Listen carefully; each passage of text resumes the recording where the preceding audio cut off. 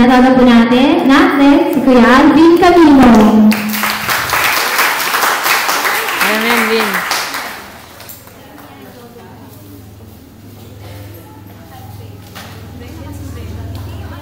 Hello. Ayan.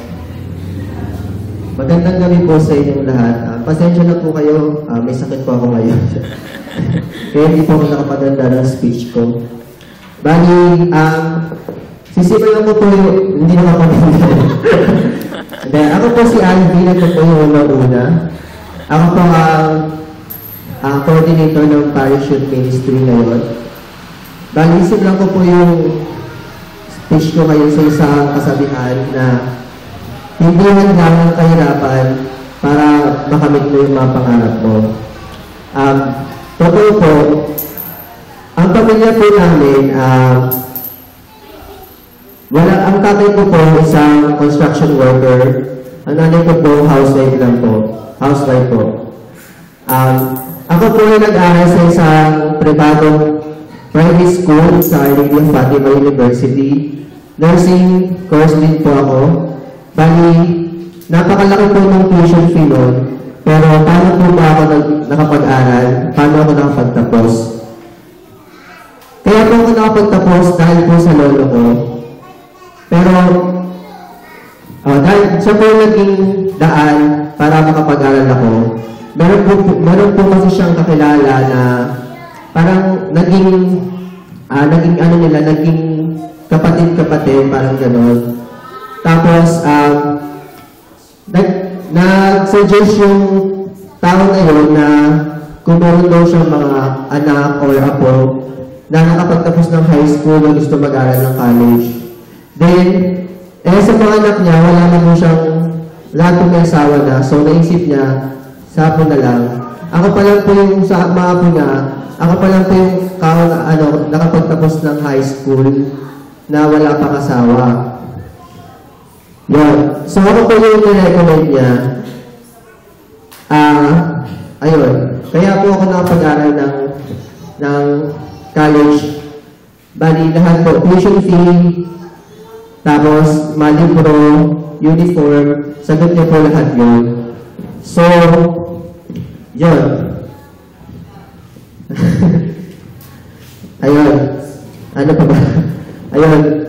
Iyan ko rin sa inyo yung mga siyempre, bilang isang estudyante, nagkaroon din ako ng mga pagsubok na napagdaan ng pagsubok. Katulad ng iba na kahit meron nagsusupport sa akin financially, nagtutulong pa rin yun kasi nga,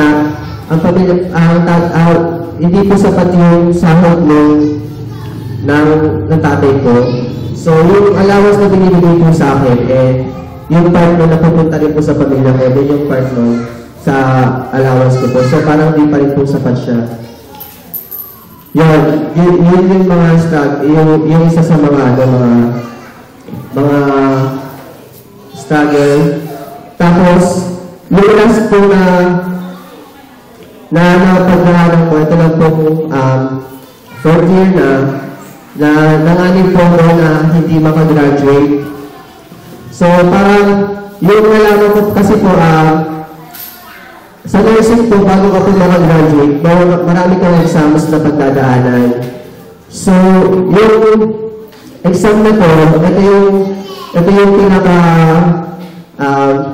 daan para makagraduate ka. So, yung exam na to, na hindi po ako nakapasa.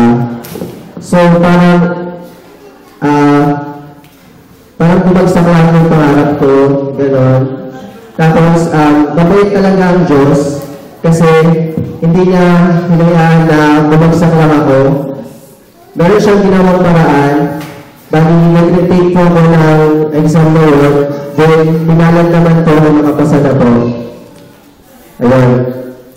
So, yung nalaman ko rin na makakagraduate na ako, pero bago yun, di pa kami nag-exam, hindi ko pa sinasabi sa nanay ko, sa tatay ko na hindi ako makakagraduate. Sinabi ko na lang nung pagkatapos na yung retake ng exam para hindi na ako magpagalitan. Ayun. So, ayun po. Ano ba? Pasensya na ba? Ayan, bali, ano po? Ano mo masabi? Basta, wag lang po natin kakalimutan na si God sa buhay natin, sa mga ginagawa natin kasi bawat ginagawa natin may dahilan si Diyos, may dahilan ng Diyos, at bawat nangyayari sa atin, alam niya kung ano yung kasagutan or ano yung mangyayari sa iyo. Yun lang po. Salamat po.